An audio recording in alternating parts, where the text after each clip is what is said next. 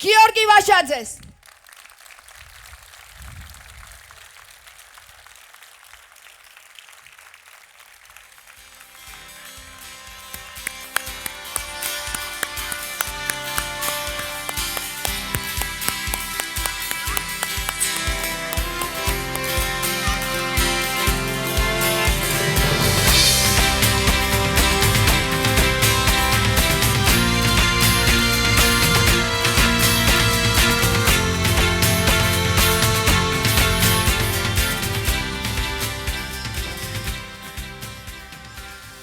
მოგესალმებით ჩემო ძვირფასებო. დღეს ამ ისტორიული ადგილიდან მეტეხიდან მოგესალმებით ყველას და მივესალმებით ჩვენს ათასობით ხარდამჭერს. ადამიანებს, რომელიც მთელი საქართველოდან გვადევნებენ თვალს და შეზღუდვების გამო არ არიან ჩვენთან ერთად. დიახ, მოგესალმებით ამ ისტორიულ ადგილზე და დღეს ჩვენ წარმოგიდგენთ სტრატეგია აღმაშენებლის, აღმშენებლობის გუნდს, საქმის კეთებელთა გუნდს, ფულის კეთებელთა გუნდის საბრძანეთ. ეს არის არჩევანი, რაც ყველამ უნდა გავაკეთოთ. 31 ოქტომბერი ეს არის მარტივი არჩევანი თითოეული საქართველოს მოქალაქისთვის. ან საქმის კეთებელთა გუნდის სტრატეგია აღმაშენებლის სახით, ან ფულის კეთებელთა გუნდი დამსხვრეული ოცნებების სახით. უმარტივესი არჩევანია. მე მჯერა ჩვენი ხალხის, რომ ისევე როგორც 1991 წლის 31 მარტს რეფერენდუმზე ყველა მხმამისა საქართველოს დამოუკიდებლობას და თავისუფლებას, ასევე 31 ოქტომბერს გაიმარჯვებს აღმშენებლობა, ქვეყნის სისვლა და გამარჯვება. მე მჯერა და მწამს, რომ საქართველოს აქვს საოცარი პოტენციალი. ჩვენ არ ვიმსახურებთ ასეთ სიღარიბეში და გაჭირვებაში ცხოვრებას. და მჯერა და მწამს, რომ თითოეული საქართველოს მოქალაქე გააკეთებს თავისუფალ არჩევანს საქართველოს მომავლისთვის. სტრატეგია აღმაშენებელი ეს არის მომავლის ძალა. ერთხელ და სამუდამოდ უნდა დავასრულოთ წარსულის გარჩევები, ვინ ცუდი იყო და ვინ უარესი. და უნდა ვიფიქროთ აღმშენებლობის მომავალზე, რომელიც თითოეულ საქართველოს მოქალაქეს მოუტანს ძალიან დიდ სიკეთეს. გასული 8 წლის მანძილზე საქართველომ უმძიმესი პერიოდი გამოიარა. მე თქვენთან ერთად ვეკითხები ბატონ ივანიშვილს და დამსხვრეული ოცნებების ფულის კეთებელთა გუნდს. რა გააკეთეთ 8 წლის მანძილზე? როგორ უსწორებთ საერთოდ ხალხს თვალს? რა მოიტანეთ ქვეყანაში? თქვენ მოიტანეთ გაჭირვება, თქვენ მოიტანეთ ნიჰილიზმი, თქვენ მოიტანეთ სიღარიბე, თქვენ მოიტანეთ კრიმინალი, თქვენ მოიტანეთ საშინელი ყოფა საქართველოს მოსახლეობისთვის. აი ამის დამარცხებას ვაპირებთ ჩვენ და დიდ გამარჯვებას უკვე 31-ში. 8 წლის მანძილზე დამსხვრეული ოცნებების ფულის კეთებელთა გუნდმა გააღარიბა ყველა ადამიანი. უმძიმეს მდგომარეობაში ჩააგდო პენსიონერები, რომელთაც ისედაც მცირე პენსიის პირობებში 36%-იანი უსამართლოდ მაღალი პროცენტით აღებული სესხით წამლის შეძენა უწევთ. მათ არჩევანის გაკეთება უწევთ წამალი თუ პური. მე პირდები თითოეულ პენსიონერს, რომ დეკემბერშივე ჩამოიწერება ეს უსამართლოდ მაღალი პროცენტი და ჩვენი გუნდი ყოველწლიურად გასდის საპენსიო უზრუნველყოფას პენსიონერებისთვის. 8 წლის მანძილზე 100,000 ადამიანი გავიდა საქართველოდან ემიგრაციაში. მე პირდები თითოეულ ემიგრანტს, რომ თქვენ ჩვენი გუნდი მოგცემთ შესაძლებლობას დაბრუნდეთ საქართველოში და მიიღოთ ქვეყნის აღმშენებლობის პროცესში მონაწილეობა. ეს არის საქმის კეთებელთა გუნდი. 8 წლის განმავლობაში ჩვენ ავიღეთ 15 მილიარდი ვალი, ზემოდან კიდევ 5 მილიარდი კორონავირუსის დროს. მე კითხვას ვსვავ, სად არის ეს ფული? სად არის ეს ფული? ეთყობა კი რომელიმე საქართველოს მოქალაქეს ეს ფული? არა მეგობრებო. აი ჩვენ კი გეუბნებით, რომ სტრატეგია აღმაშენებლის გუნდის, საქმის კეთებელთა გუნდის არჩევა ნიშნავს, რომ თითოეული კაპიკი დაიხარჯება თქვენთვის, საქართველოს მოქალაქეებისთვის, ჩვენი ახალგაზრდებისთვის, ჩვენი პენსიონერებისთვის, ჩვენი საშუალო თაობის ადამიანებისთვის, იმისათვის, რომ საქართველოს კონდეს ძლიერი საშუალო ფენა, რომ საქართველოს თითოეული მოქალაქე გაიმართოს წელში და ერთხელ და სამუდამოდ თქვათ, რომ მიამაყება, რომ ქართველი ვარ, ძლიერი ქვეყნის შვილი ვარ, კავკასიის რეგიონის ლიდერის მოქალაქე ვარ, მიამაყება, რომ ქართველი ვარ, იმიტომ რომ ყველაზე სწრაფად ჩემი ქვეყანა ვითარდება. ეს არის ჩვენი მიზანი აუცილებლად ამ არჩევნებზე.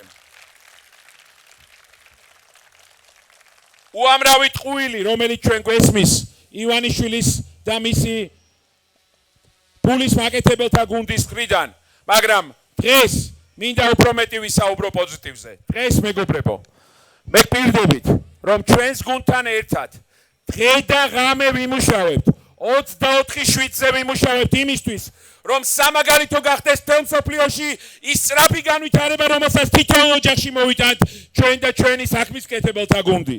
და სწორედ ამიტომ მე კიდევ ერთხელ ვამბობ, მარტივი არჩევანი, დიახ, რეფერენდუმი, ფულის მკეთებელთა გუნდი დამსხვრეველი ოცნებების სახით თუ საქმის მკეთებელთა გუნდის სტრატეგია აღმაშენებლის სახით.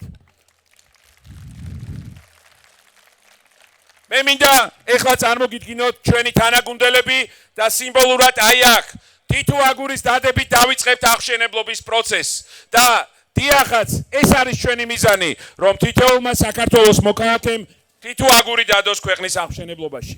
პირველი რა თქმა უნდა ქალბატონი თაკო ჩარკვიანი. თოთ მომზანდეთ. ქალბატონი თაკო ბოლო 25 წლის განმავლობაში აქტიურად არის ჩართული ქვეყნის საზოგადოებრივ პოლიტიკურ ცხოვრებაში. მან დააფუძნა პოლიტიკური პარტია კანონი და სამართალი და ჩვენ ერთად 27 ივლისს დავაფუძნეთ სტრატეგია აღმაშენებელი როგორც ბლოკი, საარჩევნო ბლოკი, მაგრამ თავარი მინდა მას დიდი მადლობა უთხრა, თაკო ძალიან დიდი მადლობა შენ, რომ მეც დამეხმარე იმ გადაწყვეტილების მიღებაში, რომ აქ გზა გაგვეხსნა ახალი თავების პოლიტიკოსების ქვეყანაში. დიდი მადლობა შენ ამისთვის.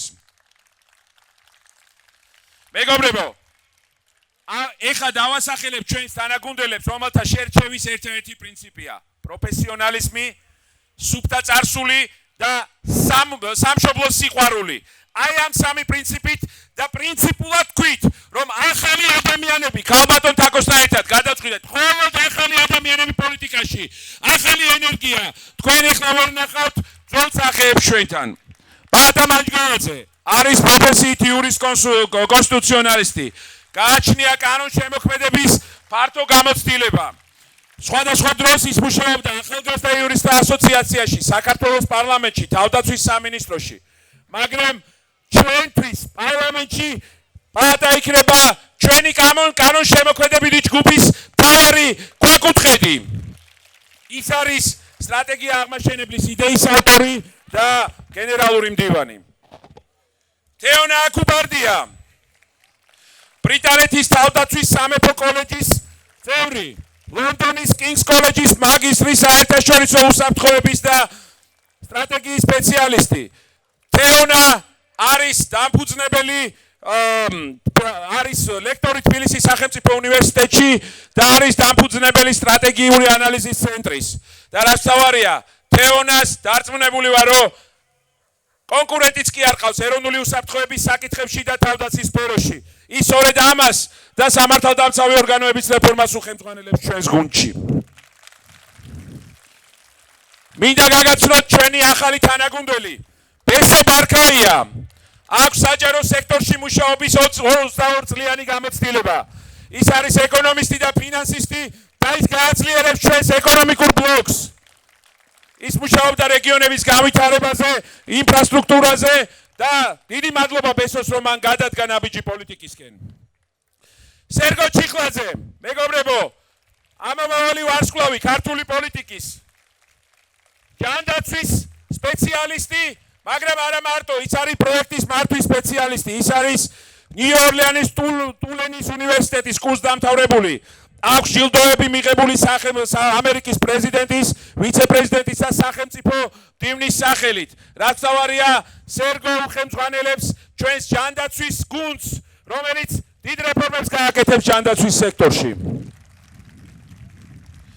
და ასევე მინდა ვთქვა, რომ სერგო არის აღმოსავლეთ ევროპაში ძალიან ბევრი ქვეყნის ასე ვთქვათ, კონსულტანტი სწორედ ჯანდაცვის და არა მარტო სხვა სექტორალურ რეფორმებში. მადლობა სერგო, რომ ეს ნაბიჯი გადადგი. დავით ცეკვავა დაიბადა სოხუმში, ქართულ აფხაზურ ოჯახში. აქვს არაერთი წარმატებული რეფორმა გაკეთებული საქართველოში, საჯარო ფინანსების მართვაში, სახელმწიფო ხაზინის და საგადასახადო სფეროში. ბევრი ავსებთ ხოლმე ონლაინ დეკლარაციებს, სწორედ დათომ დაუდო საფუძველი ამას. და შემდგომ ბოლო 8 წლის მანძილზე ის სხვა ქვეყნებში მუშაობდა და სხვა ქვეყნებს ემსახურებოდა. ჩვენი თხოვნით ის დაბრუნდა საქართველოში და ჩადგება ქვეყნის აღშენებლობის პროცესში. თეონა ჭალიძე არის სტრატეგია აღმაშენებლის ერთ-ერთი დამფუძნებელი.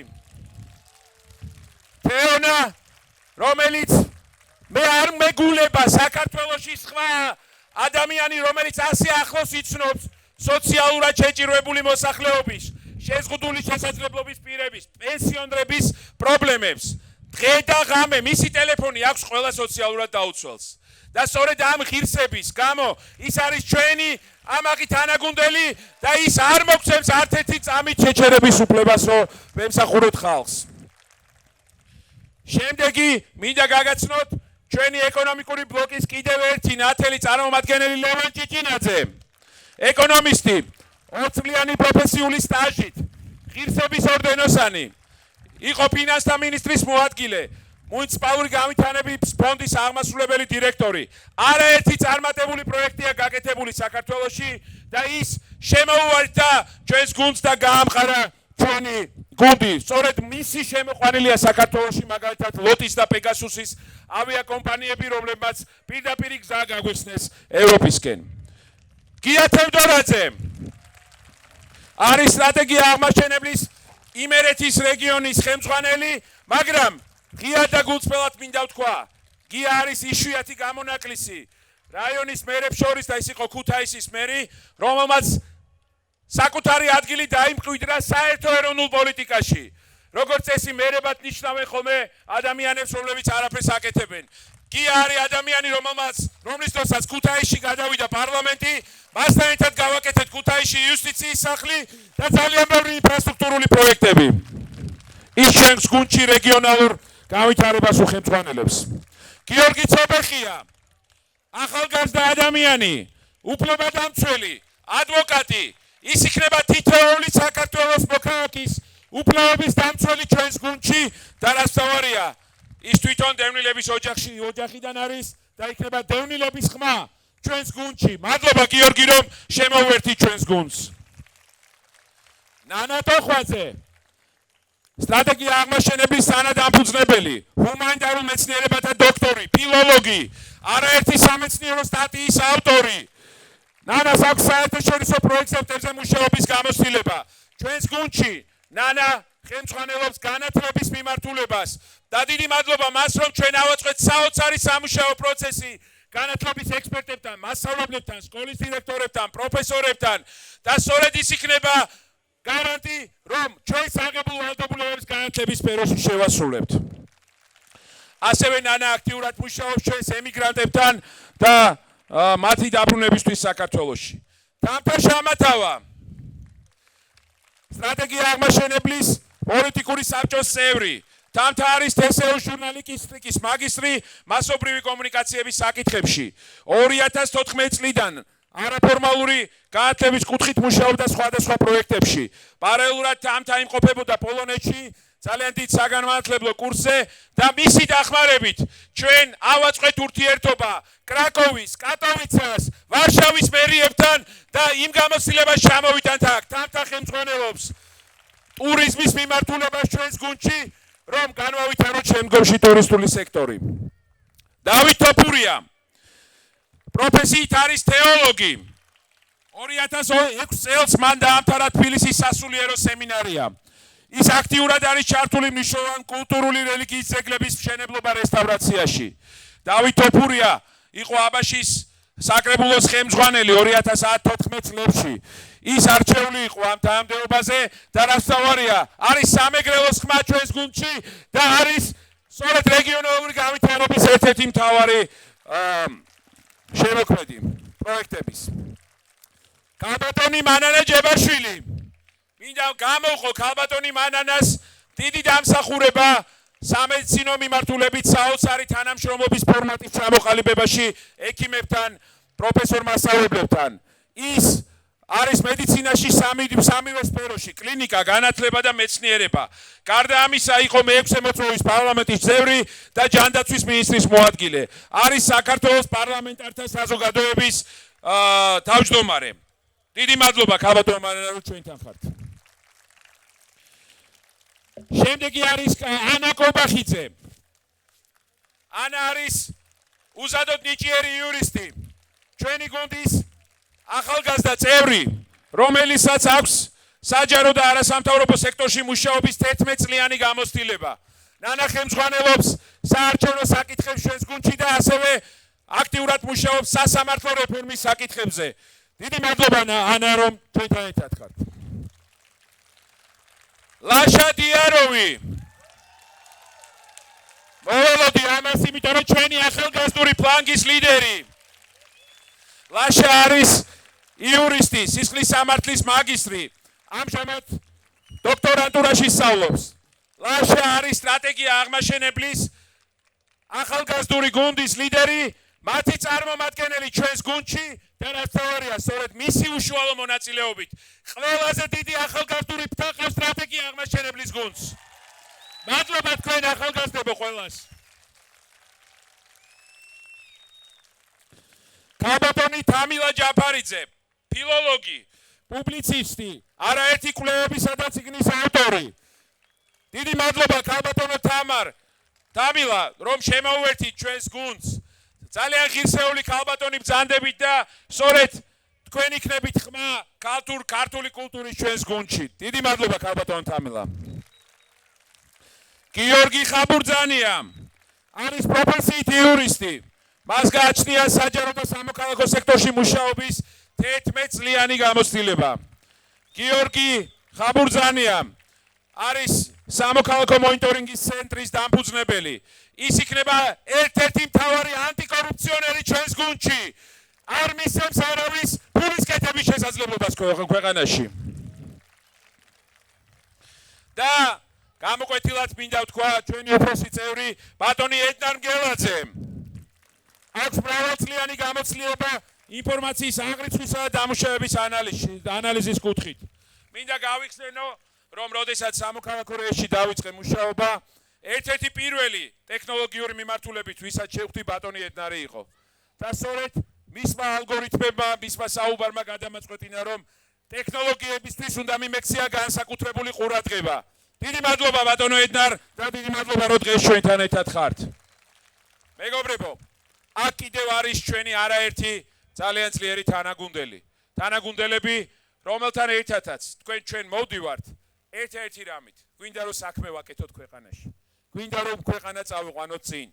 გვინდა რომ საქართველოს ჰქონდეს ნათელი მომავალი. ჩვენ ვართ მომავლის გუნდი. ჩვენ არ გვინდა წარსულზე საუბარი. ბევრი ქარტეხილი გამოვიარეთ. ბევრი გაჭირვება გამოვიარეთ. ბევრი პრობლემები გამოვიარეთ, მაგრამ დადგა დრო, რომ დავიწყოთ აღშენებლობა და დავამარცხოთ სიღარიბე ამ ქვეყანაში. დადგა დრო იმისათვის, რომ გავერთიანდეთ ყველანი. დადგა დრო, რომ უარი თქვათ დაპირისპირებაზე ხალხთან.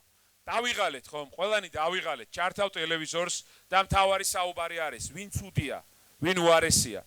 დადგა დრო, რომ კამათი იყოს საქმეზე. პროფესიული კამათი იყოს, რომელი პროექტის ჯობს რომ განვახორციელოთ, რა ტიპის განვითარებას ჯობს ქვეყანაში, როგორ შევქმნათ სამუშაო ადგილები, როგორ უშველოთ სოციალურად დაუცველებს, როგორ დავეხმაროთ პენსიონერებს, რომ მათ ჰქონდეთ განვითარების ღირსეული შესაძლებლობა ამ ქვეყანაში და ღირსეული სიბერე, რაც თავარია. როგორ მივცემთ ახალგაზრდებს მომავალი ამ ქვეყანაში. აი ეს არის სტრატეგია აღმაშენებელი. და თქვენთან ერთად გვინდა რომ მოქმედებაში მოვიყვანოთ აღშენებლობის გეგმები და სტრატეგიები. ის რაზეც არაერთი დღე და ღამე გვიმუშავია ქართულ და უცხოელ ექსპერტებთან ერთად. მე მინდა განსაკუთრებული მადლობა უთხრა აქ წარმოდგენილ ექსპერტულ საზოგადოებას, რომელთან ერთადაც ჩვენ დავამუშავოთ მიმართულების მიხედვით პროექტები და 7 ძირითადი, ასე ვთქვათ, საკითხი, რაზეც ვამახვილებთ ყურადღებას. პირველ რიგში, რა თქმა უნდა, სამუშაო ადგილების შექმნაც. ჩვენ ვაპირებთ 300,000 სამუშაო ადგილი შევქმნათ ინდუსტრიული პარკების, IT ქალაქების, აგრარული სექტორის განვითარების და ტურიზმის მიმართულებით. ეს არ არის უბრალოდ ციფრები. ეს არის დეტალურად გაწერილი გეგმები და პროექტები, როგორ შექმნათ სამუშაო ადგილები ქვეყანაში. ჩვენ ვაპირებთ, რომ პენსიონერებს აუცილებლად ჩამოვაწეროთ უსამართლოდ მაღალი 36%-იანი სესხი. არ არსებობს მსოფლიოში ქვეყანა, სადაც პენსიონერი ხდის ამხელა პროცენტს საკუთარ სესხში, რომელსაც წამლის საყიდლად ყიდულო იღებს და აუცილებლად ჩამოვაწერთ ამას. ჩვენ ვაპირებთ, რომ გავანახებდეთ სესხის პროცენტი კერძო სექტორისთვის, რომ განვითარდეს მცირე და საშუალო ბიზნესი. 30%-ით მომავალი წლიდან ვაპირებთ შევამციროთ მედიკამენტებზე ფასები და დავნერგავთ ევროპულ სტანდარტს ფასწარმოქმნის გამჭვირვალობის. ჩვენ ვაპირებთ ყველა ბიზნესისთვის, რომელსაც ბრუნვა აქვს მილიონამდე, გავაუქმოთ დამატებითი ღირებულების გადასახადი. და ძალიან მნიშვნელოვანია იმისთვის, რომ მცირე და საშუალო ბიზნესი განვითარდეს. რაც თავარია, ჩვენ ვაპირებთ ამერიკული სტანდარტის მოდელის შინაგან საქმეთა სისტემის ორგანიზებას და ჩამოყალიბებას, რომ პოლიცია ზრუნავდეს ხალხის უსაფრთხოებაზე ერთხელ და სამუდამოდ და პოლიცია აღარ იღებდეს პოლიტიკურ დავალებებს არასდროს.